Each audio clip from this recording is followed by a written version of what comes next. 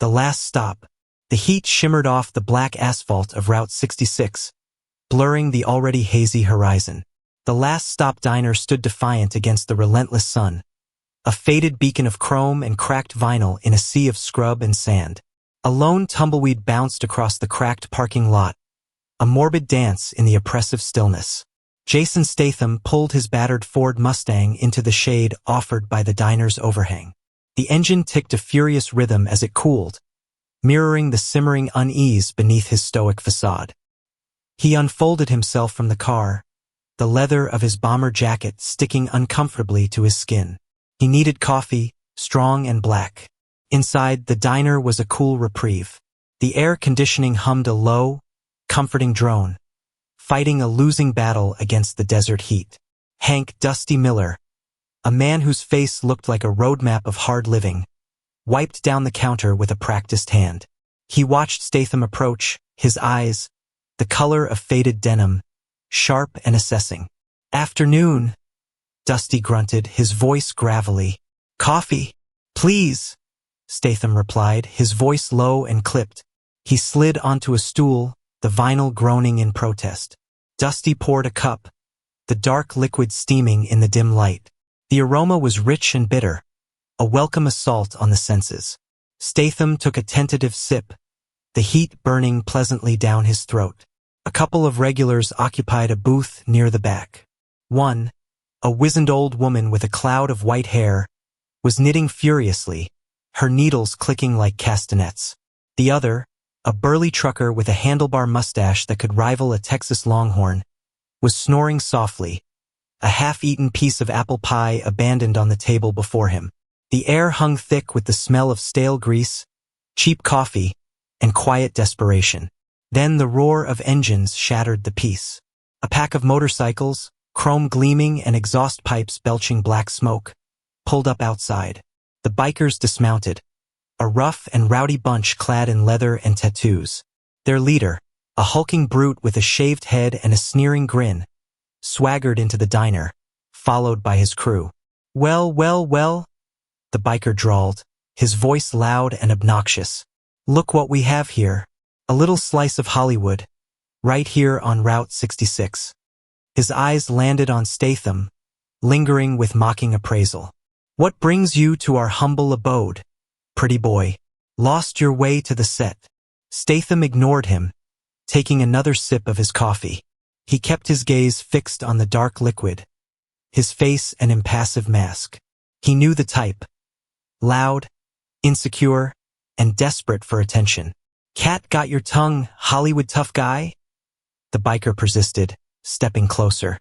"Come on, show us those movie muscles. Prove you're not all just smoke and mirrors." He reached out, a thick, calloused hand flicking Statham's sunglasses off his face. They clattered onto the counter. The diner went silent. The knitting needles stopped clicking. The trucker's snoring ceased abruptly. All eyes were on Statham. He slowly set down his coffee cup, the ceramic clinking softly against the counter. He looked up, his eyes, the color of glacial ice, meeting the biker's gaze. There was something in his expression, something cold and dangerous, that made the biker falter for a fraction of a second. "I don't think you want to do this," Statham said, his voice soft, almost a whisper. "Believe me." The biker scoffed, but his eyes darted nervously to his crew. They were exchanging uneasy glances. Something had shifted. "He's changed his name," one of the bikers muttered, his voice barely audible. "But that's him. From back then." A wave of recognition washed over the biker leader's face, quickly replaced by fear. The color drained from his cheeks. He took a step back, his bravado vanishing like morning mist. "He's not acting," another biker whispered, his voice laced with dread. "Not this time." Iron Serpents rolling in. The rumble hit the diner like a tremor. Not the gentle shiver of a passing freight train, but a raw, guttural roar that vibrated through the floor and rattled the salt shakers. Chrome flashed and sunlight glinted off of black leather as a dozen motorcycles, each customized into a snarling beast of steel, screeched to a halt in the dusty parking lot. The air, thick with the scent of frying bacon, was instantly assaulted by the reek of exhaust fumes and cheap cologne. At the head of the pack, a hulking figure swung off his machine, the word Viper emblazoned across the back of his worn leather vest. Rex Viper Wheeler swaggered towards the diner, running a hand through greasy, shoulder-length hair. His face, perpetually contorted into a sneer, was framed by a poorly trimmed beard and punctuated by a silver stud in his left nostril. "Well, ain't this a picture of small-town charm?" Viper bellowed, the sound bouncing off the diner's formica tables.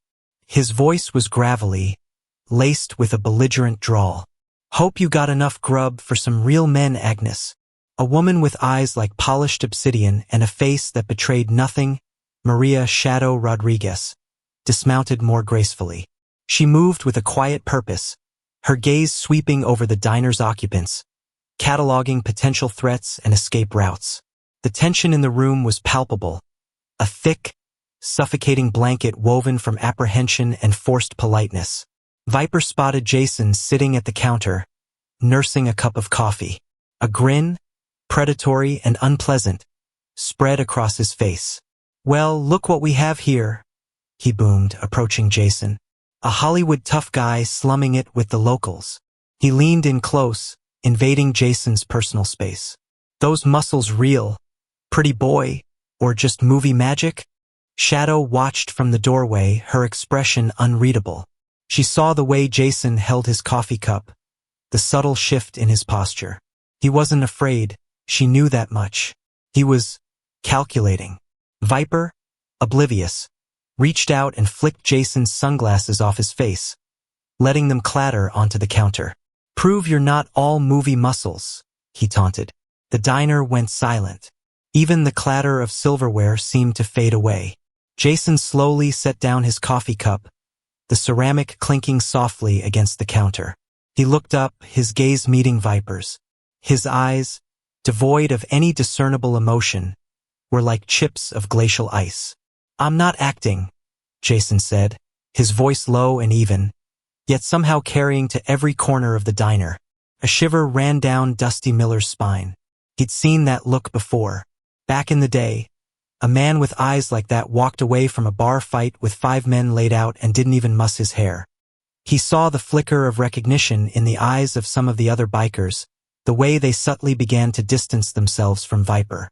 They knew something Viper, in his arrogance, had completely missed. They started backing away, not wanting to be associated with the immediate fallout. The air in the diner thickened, charged with unspoken dread. Viper, still grinning, hadn't noticed. "Not yet, Hollywood tough guy." Viper swaggered closer, the scent of cheap cologne and stale beer radiating off him like heat from the desert asphalt.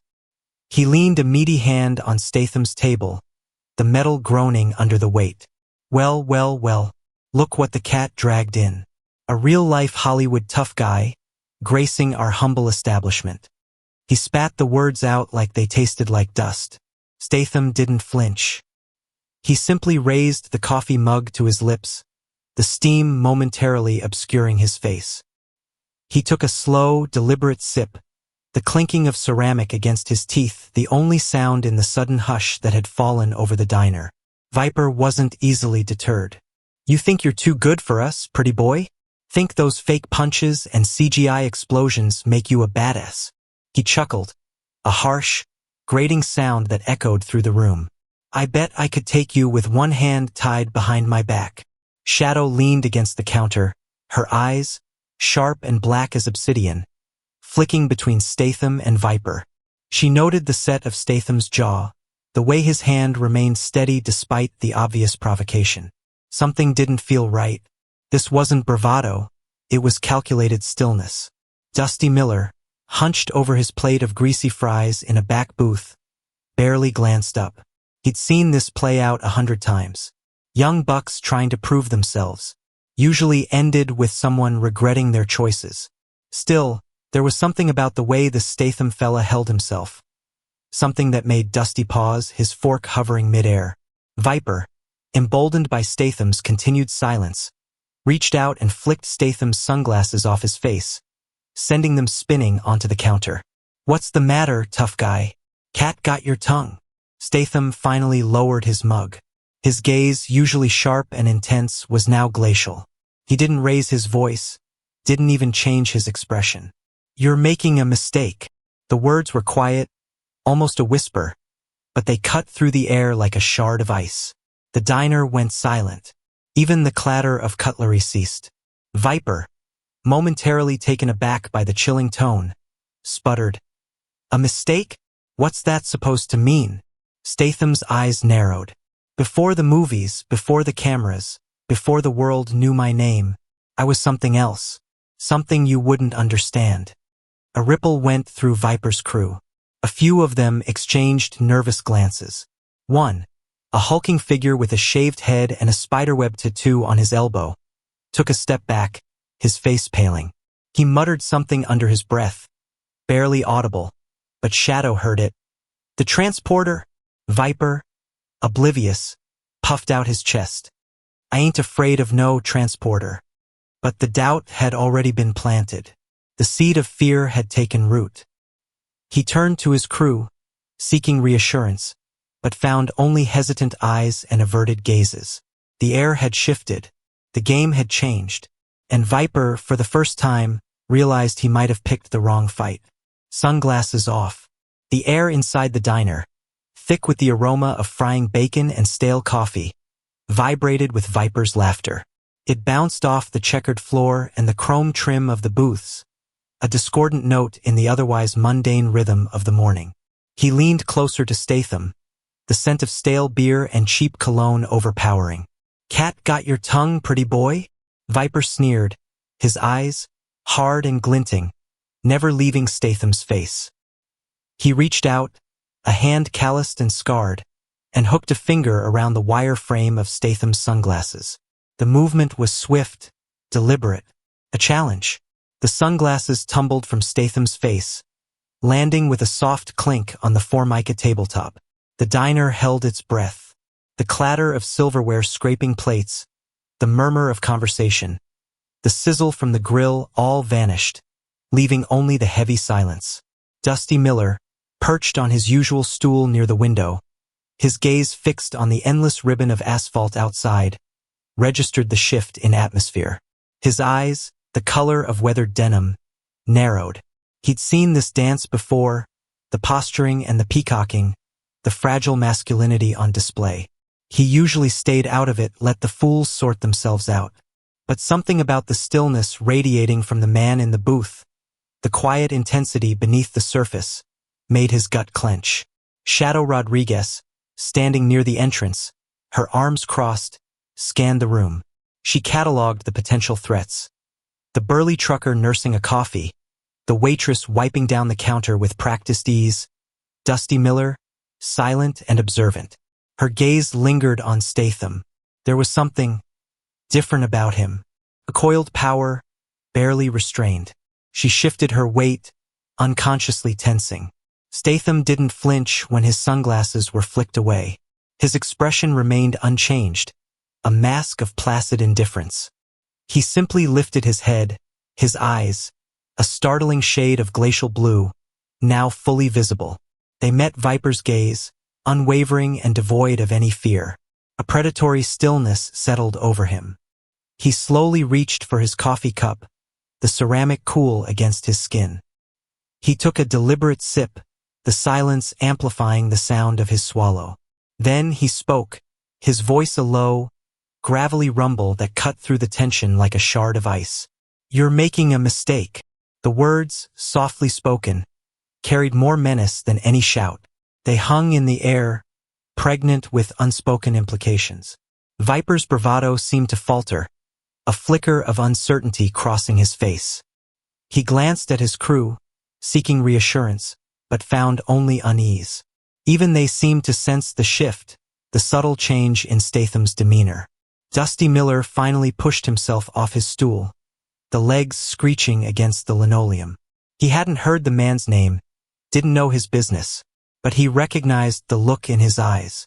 It was the look of a man who had seen too much, done too much, to be intimidated by a two-bit bully and his pack of wolves. The diner was suddenly a very small place. One cold line, the The sunglasses skittered across the counter, landing in a pool of spilled sugar. Statham didn't flinch. He placed his mug down, the ceramic clinking softly against the formica. He looked up, his eyes, the color of steel on a rain-slicked highway, fixed on Rex Viper Wheeler. The biker puffed out his chest, a rooster crowing for dominance. "Well, Hollywood," Viper sneered, cracking his knuckles. "Cat got your tongue?" Statham's voice, when it came, was quiet, almost a murmur, a stark contrast to the boisterous energy that had filled the diner moments before. "Tell me, Viper," he said, the name sounding like a curse on his lips. "Does the name Jonah still ring any bells in Tucson?" The effect was instantaneous. The air in the diner seemed to thicken, the aroma of frying bacon replaced by a palpable tension. Viper's cocky grin vanished, replaced by a flicker of something that might have been fear. He swallowed hard, his Adam's apple bobbing nervously. Around him, Viper's crew shifted uncomfortably. Maria Shadow Rodriguez, who had been leaning against the jukebox, straightened. Her dark eyes narrowed, assessing Statham with a newfound respect, or perhaps concern. She'd seen Viper take down men twice his size, but she'd never seen him react to anything the way he just reacted to a few words. Dusty Miller, the grizzled mechanic who always occupied the corner booth, nursed his lukewarm coffee, his gaze unwavering. He hadn't missed the subtle shift in Viper's posture, the momentary widening of his eyes. Dusty had seen a lot in his years, and he knew a man didn't react that way to a name unless it dredged up something ugly. He took another sip of his coffee, a silent observer of the drama unfolding. One of Viper's lieutenants, a hulking brute named Knuckles, took a hesitant step back. He mumbled something unintelligible, avoiding Viper's gaze. The bravado that had radiated from the gang just moments ago seemed to deflate like a punctured tire. Viper's face was a mask of conflicting emotions. Disbelief, anger, and something darker, something that hinted at a past he'd tried to bury. He opened his mouth to speak, but no sound came out. The silence stretched, thick and suffocating.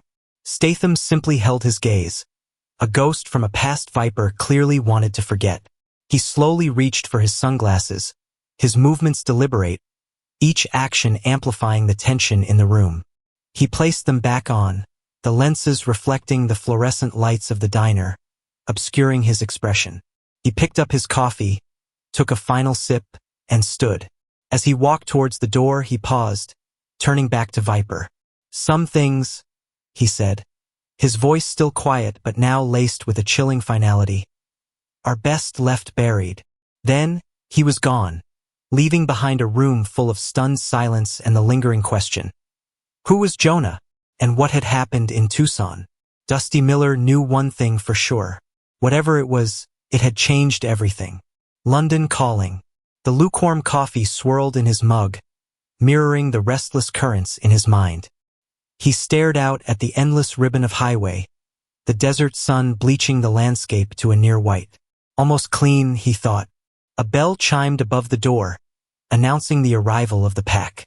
Leather and chrome, a cacophony of engine roar and boastful laughter that shattered the fragile peace. Bikers, the biggest one, a mountain of a man with a greasy beard and a sneer that could curdle milk, swaggered to his table. Well, well, well, he drawled, his voice thick with menace. Look what we got here. Hollywood tough guy. Taking a break from the set, he nudged Statham's sunglasses with a thick finger. Show us some muscle, pretty boy. Prove you ain't all movie magic. The diner held its breath. Forks paused mid-air. Conversations died in their infancy. Statham took another sip, the silence amplifying the clink of ceramic against his teeth. Asterisk London, 2008. Asterisk the reek of stale beer and cheap perfume clinging to the air in the Serpent's kiss. A dive bar where deals were brokered and bones were broken. Jason, younger, harder, his eyes reflecting a predatory gleam, held a man suspended against a brick wall by his throat. The man's face was turning an alarming shade of purple. Where's the money, Finn?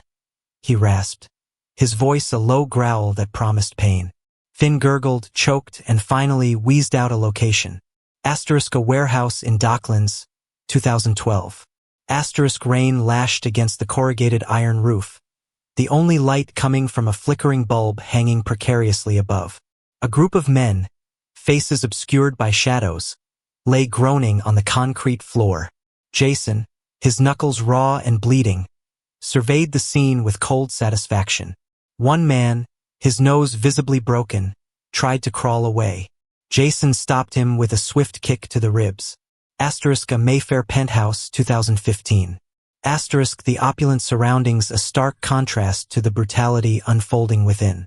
Champagne flutes lay shattered on the Persian rug, mingling with droplets of blood. A wealthy businessman, sweating and terrified, pleaded for his life. Jason, impeccably dressed but radiating a chilling aura of control, calmly explained the consequences of betrayal. Back in the diner, the biker flicked Statham's sunglasses onto the table. "Cat got your tongue, tough guy?" Statham finally spoke, his voice a low, controlled rumble that seemed to vibrate through the room. "I used to make guys like you disappear." The biker laughed, a harsh, grating sound. But then, something shifted. A flicker of recognition crossed the faces of some of the other bikers. Their bravado faltered, replaced by a dawning horror. One of them, a skinny kid with a patchy beard, whispered something to the leader. The leader's eyes widened. The sneer vanished, replaced by a look of genuine fear. He backed away slowly, raising his hands in a gesture of appeasement. "Look, man," he stammered. "No das respect." "We didn't know." The silence in the diner was now absolute. The air crackled with unspoken dread. Jason Statham picked up his sunglasses, the lenses reflecting the harsh desert light. He placed a few bills on the table, enough to cover the coffee, and walked out, leaving the bikers frozen in their tracks, haunted by a past they suddenly understood. The Serpent's retreat. Viper puffed out his chest, the scent of cheap cologne and stale beer wafting across the cracked vinyl of the booth. "What's the matter, pretty boy? Cat got your tongue?" He punctuated the taunt with a flick of his wrist, sending Statham's sunglasses skittering across the counter, narrowly missing the salt shaker. Statham didn't flinch. He set his mug down, the ceramic clinking softly against the formica. His gaze, previously distant, sharpened into twin points of ice. "Rex Wheeler," he said, his voice a low, gravelly rumble that seemed to vibrate through the diner. "You've gotten sloppy." A hush fell. The clatter of cutlery from the other patrons ceased. Even the sizzle of the grill seemed to quieten, all attention drawn to the confrontation. Viper, emboldened by the sudden silence, let out a harsh laugh. "Sloppy? Is that supposed to scare me? You think knowing my name means squat?" But behind him, a ripple of unease spread through the iron serpents. Shadow, perched on the edge of a stool near the door, watched with narrowed eyes. She knew that voice, that stillness. It wasn't arrogance. It was something far more unsettling. A hulking figure named Knuckles, his face a roadmap of old scars, edged back almost imperceptibly. He muttered something to Rooster, who leaned in, his brow furrowed. Rooster's eyes widened, and he shot a nervous glance at Viper's back, then quickly averted his gaze. "Viper," Shadow said, her voice low and urgent. "Maybe we should." Viper cut her off with a dismissive wave. "Relax, Maria. This chump ain't nothin'." He turned back to Statham, a sneer plastered across his face.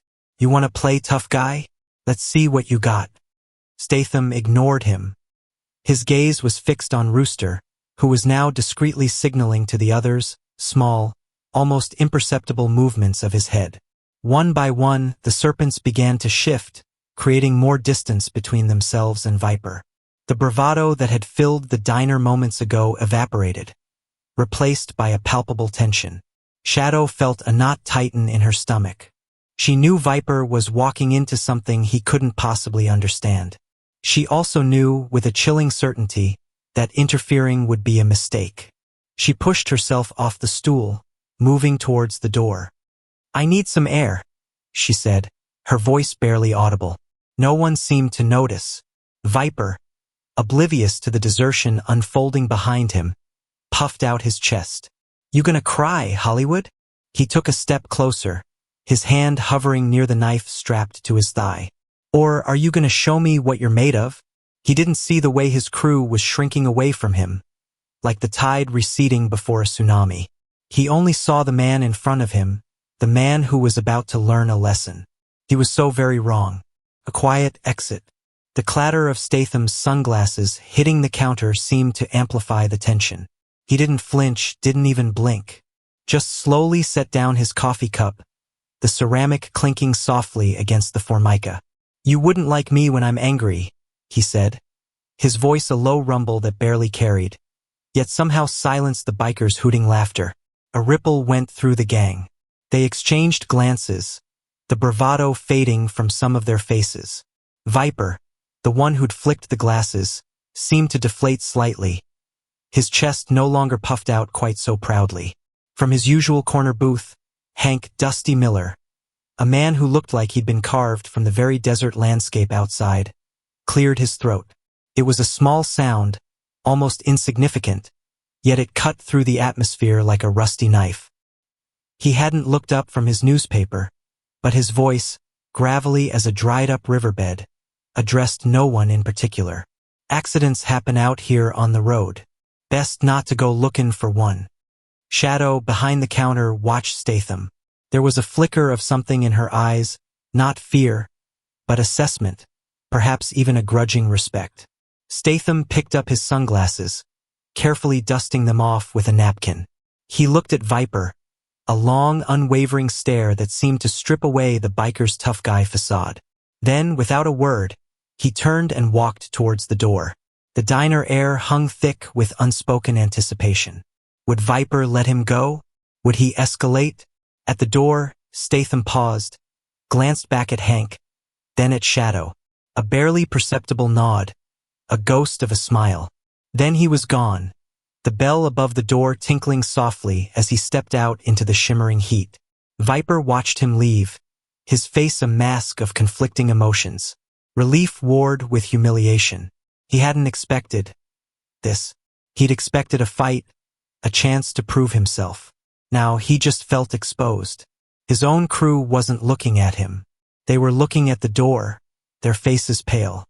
One of them, a burly guy with a tangled beard, muttered something under his breath. "What did you say, Rooster?" Viper snapped, his voice cracking. Rooster swallowed hard. "Just, maybe we should move on, Viper. Plenty of road ahead." The others murmured in agreement. Viper stared at them, his eyes wide with dawning horror. He was losing control, losing face. He turned back towards the door, as if to chase after Statham, then stopped, his hand clenching into a fist. He opened his mouth to shout something, some defiant insult, but no sound came out. Instead, he turned back to his crew, his voice a desperate plea. "Guys, come on. It was just a joke, right? Just a little fun." He looked from face to face, searching for reassurance, but found only apprehension. "Look, I'm sorry. I didn't mean nothing by it. I swear." The apology hung in the air, pathetic and unconvincing. Hank folded his newspaper, the sound like a gunshot in the sudden silence. Shadow wiped down the counter, her face unreadable. Viper was on his own now, left to face the consequences of his own bluster. Sunset on 66. The Serpent's chrome glinted under the harsh diner lights as they roared to life, one by one. Viper, chest puffed out moments ago, now looked like a deflated tire.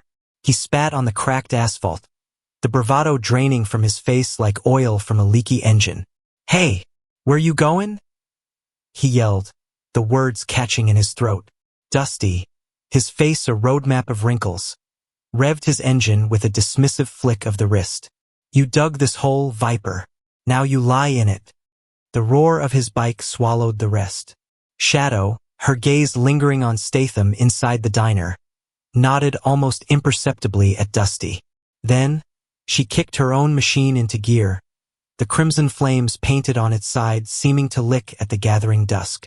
One by one, the iron serpents peeled away, leaving Viper choking on exhaust fumes and humiliation. The diner's silence was thick enough to cut with a butter knife. Viper stood alone, a lone wolf suddenly stripped of his pack. He ran a hand through his greasy hair, the gesture betraying a vulnerability he usually kept buried.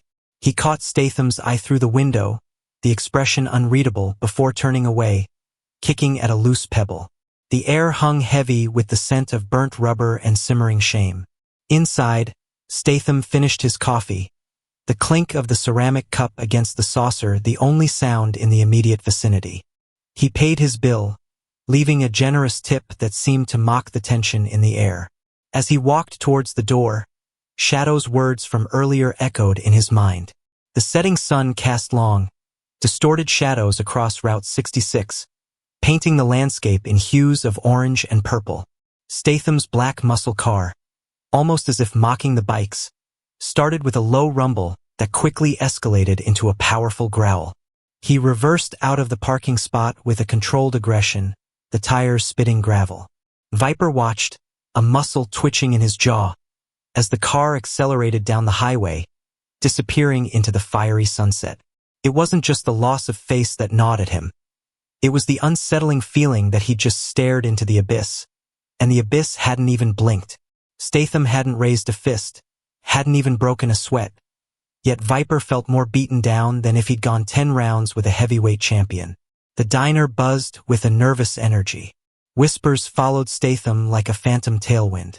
The old woman behind the counter wiped it down again and again, though it was already spotless. The unease lingered, a residue of Statham's presence, a silent testament to the power of reputation, unspoken threat, and the cold calculus of fear. The sunset on Route 66 felt a little colder that night.